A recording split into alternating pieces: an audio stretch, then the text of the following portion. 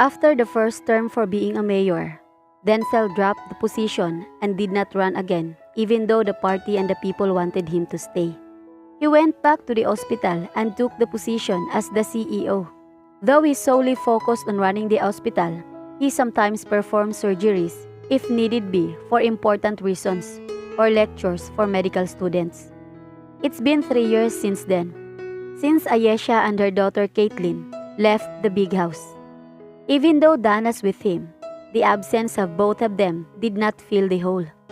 Instead, he continues to live on for that someday to come. That someday, time will allow them to get back together again. Living the days coming is just pure emptiness and loneliness. No one can fill the space that Ayesha's left. It's hard, painful and complete sadness. But he has to go on living, for Dana's sake and Caitlin's, wishing that someday she'll recognize him as her real father. His relationship with his mother got better as they passed by. Since he found out about her malevolence and saw him how it affected him so much in his life, she finally realized that his happiness lies only with Ayesha, and she finally accepted that. And to make up for it, she secretly have Ayesha followed wherever she was and took pictures of Caitlin once in a while, just to see how she's growing into such a beautiful and adorable little girl. And every time he comes home from work, he goes straight to his study room and look at Caitlin's pictures in a frame, sitting on his study table. That's the only consolation he gets, and excuses to know that his mother is trying to make amends with him. There are one picture of Caitlin with Ayesha in it. The time did not fade what beauty she has. Her laughters did not go away. Her smiles come naturally now. That's how he sees in the pictures. She is so much happier without him, and it hurts so much he just wanted to cry. Pinunasan niya ang butil ng luhang pumatak sa pisngi, at saka isinilid ang larawan ni Ayesha sa drawer ng mesa. He leaned on the chair and shut his eyes closed. Sinubukan niyang huminga, at katulad ng mga dati, masakit pa rin at mabigat sa dibdib. Knowing how it feels to be away from your own child, he decided to give Nikki equal time for her to spend time with Dana. But Nikki refused and decided it's time to leave them for good. Nikki just wanted Denzel for herself, and since that will not happen for a million years, she decided to give up her rights as Dana's mother and gave all the rights to him to raise her as the sole parent. Nikki is not capable of responsibility, unconditional love and commitment. So she left for New York to get acquainted to a foreigner she met online and be with him. Nikki said goodbye without even leaving her own daughter a proper explanation as to why she has to do that. Siguro ipinagpapasalamat niya na hindi masyadong nagsama ang dalawa upang hindi tuluyang ma-attach si Dana sa ina. Maybe that's all for the better. Siguro nga mas deserving siyang mag-isa at damhin lahat ng sakit at lungkot ng pag-isa at pagkawala ni Ayesha sa buhay niya. Masakit man, alam niyang wala na siyang puwang sa puso ng babae na sobrang minahal niya, na minamahal pa rin niya at pakamamahalin sa kanyang buong buhay. Panibagong butil ng mga luha ang tumulo sa gilid ng kanyang nakapikit na mga mata. Ayesha! Harold! When did you come? Masayang salubong ni Ayesha dito. Pumasok ito at mabilis siyang niyakap at hinalikan sa pisngi. Mahigpit silang nagkayakap at naghiwalay lamang nang may tumili sa kanilang likuran.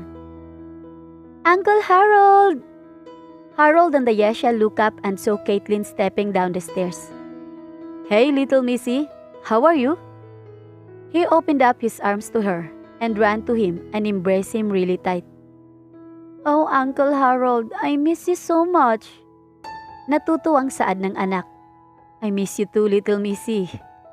Ginulo pa nito ang buhok ng 5 taong gulang na si Caitlin. Uncle, don't mess up my hair, please. Nagkunwaring tampo pa nito. Oh my, what a temper you have, snouty princess. Look at you. Oh, how you've grown so much. Thanks to Mom, she makes me eat so much rice. Caitlin pouted. Tumawa naman si Harold. Nakitawa na din siya. What are my pasalubong? Caitlin eyed him really intense, as if he would be in trouble if he did not buy her any. You little brat, as if I would forget that, huh? You won't even let me when you call me 3 times a week. Tawa pa ni Harold. Caitlin pouted again, but showed her wide grin when Harold took out the stuffed toys he bought for her. She jumped for joy and left them afterwards. Ayesha went to the kitchen to get something to drink for Harold. He stayed in the living room. Naabutan niya itong inililibot ang paningin sa bahay na tinituluyan niya nang bumalik siya. What do you think about this? Ayesha asked. Well, this is nice. Cozy and comfortable. I like it. Sabi pa ni Harold. Ininom nito ang orange juice na inihanda niya. That's good to hear from someone who has meticulous taste in interior decorations. Hey, huwag ka naman ganyan. Anyway, Alicia said hi. Lumuwang ang kanyang pagkakangiti. Alicia is the head nurse in Makati General Hospital. Half American and half Filipina ito. Harold met her when he went there for a research work, and that's where and how they met and fell in love with each other. So is she the one? She tried to tease him, and he grinned like a little boy, as if he was a fool in love. Well, he really is in love. I think she is. She accepted my proposal. Oh my God! This calls for a celebration.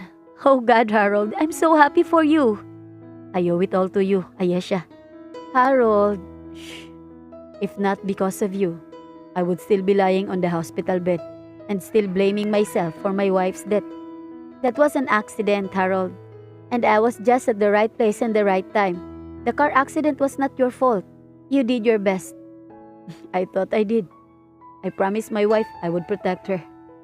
But I let her die, Ayesha. I am a doctor and yet I was not able to save her. I was wishing every day that I should have been dead as well. Until you came. You gave me hope to live again.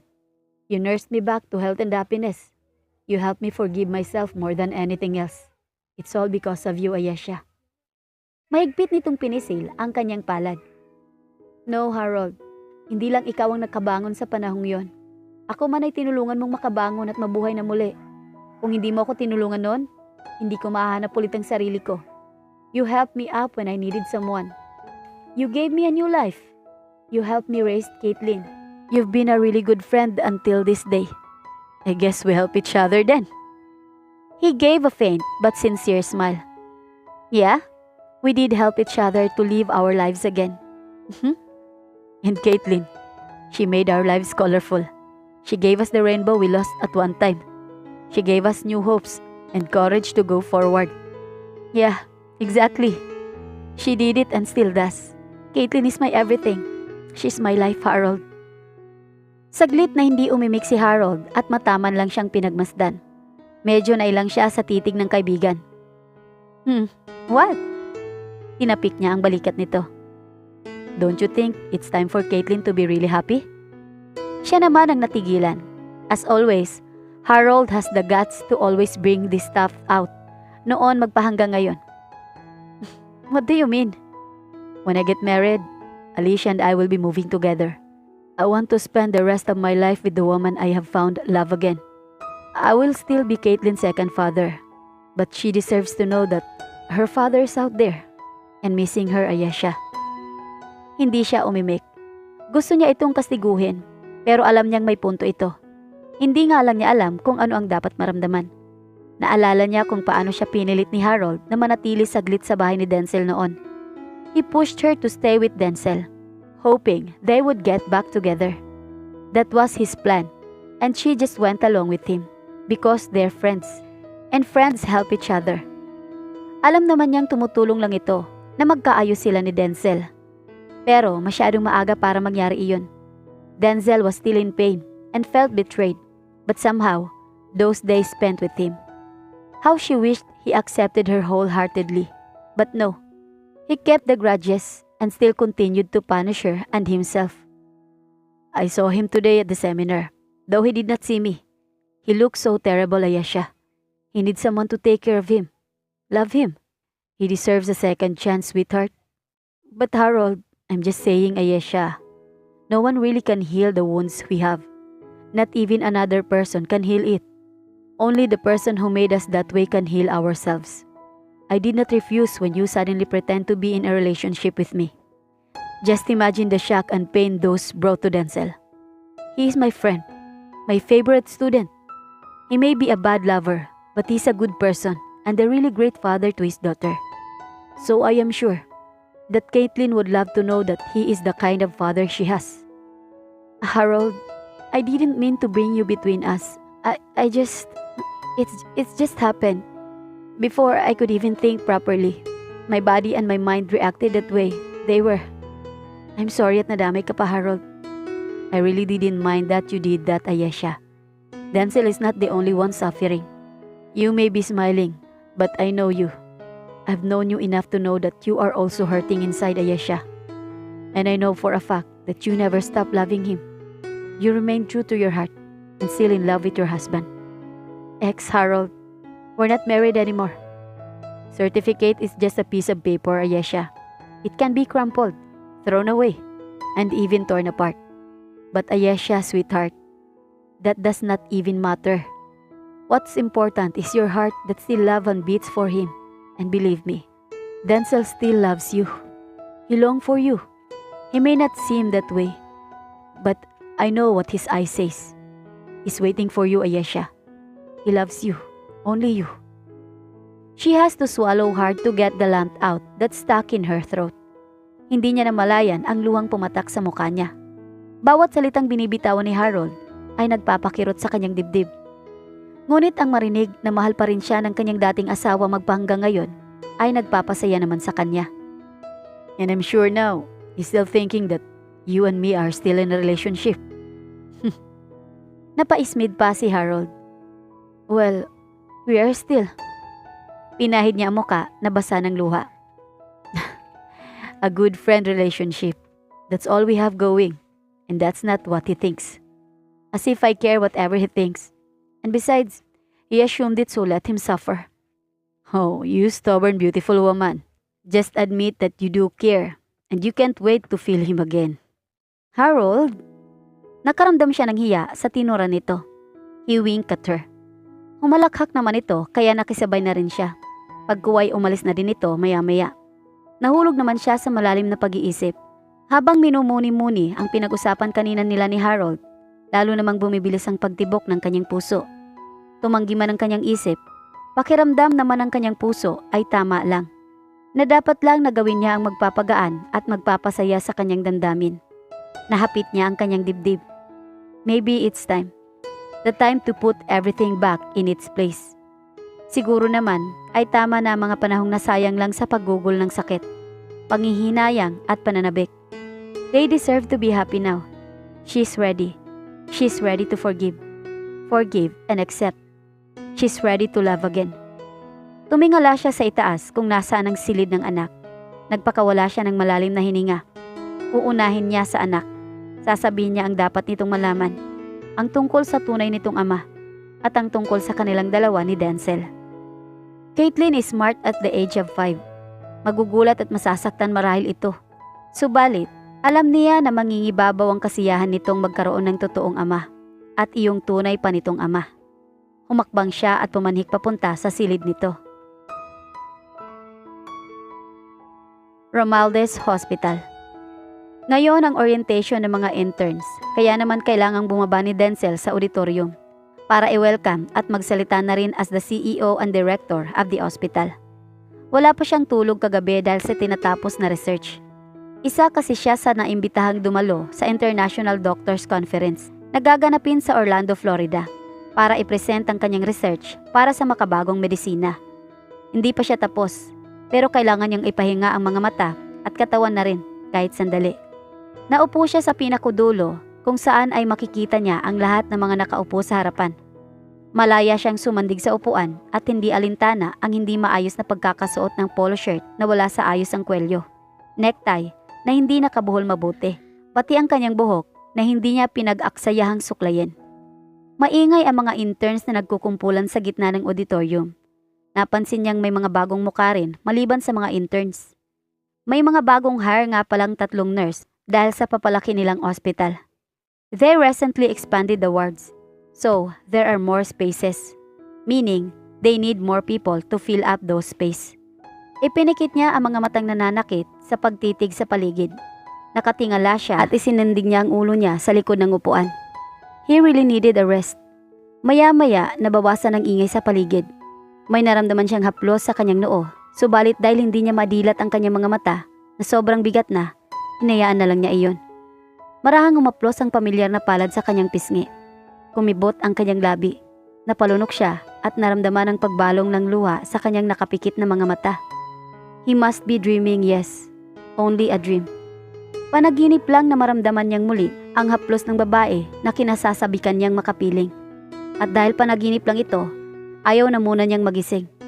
Nanamnamin na muna niya ang ginhawa at kasiyahang nararamdaman sa ngayon. Dumako ang palad nito sa kanyang bibig. Isinagi ang daliri sa iniawang niyang mga labi. Oh God, ibibigay niya ang lahat, kapalit ng muling pagmamahal ng babaeng mahal. Naramdaman naman niya sa balikat ang isang palad nito. He misses her so much. Alam niya, umiiyak na naman siya. Palagi na lang, sa tuwing napapanaginipan niya si Ayesha. Hindi na niya mapigilan ang damdaming nasasabik dito. Ayaw niyang gumising at idilit ang mga mata dahil mawawala na naman ito. Hanggang sa panaginip na lang kasi ito sumasagi. Alam niyang kahit kailan ay hindi na niya ito makikita pa. Denzel, wake up. Narinig niya ang mahinang tinig ni Ayesha. Umiling siya. Ayaw niyang gumising. Maglalaho itong parang bula kapag dumilat siya. Denzel, it's your turn. You have to get up and talk up front. This time ay bulong na iyon sa kanyang tainga. And oh God, why does it feel so real? Ang hininga nito sa kanyang balat, ang tinig nito sa kanyang tenga, at ang pamilyar na amoy na nanggagaling mula dito. Oh Ayesha, please, make me crazy for you again. Love me please. Come back to me. Come back to me. Nahihirapan niyang hiling. Halos pahagulgol. Denzel. Napaungol siya sa muling pagtawag nito sa kanya. Ayaw niya talagang gumising. Saglit na tumigil ang pagyugyog sa kanyang balikat. Ganun na lamang ang kanyang pagkabigla nang may dumapong mainit at mabangong hininga sa kanyang labi. At doon, tuluyang dumilat ang kanyang mga mata. Abangan ang susunod na kabanata.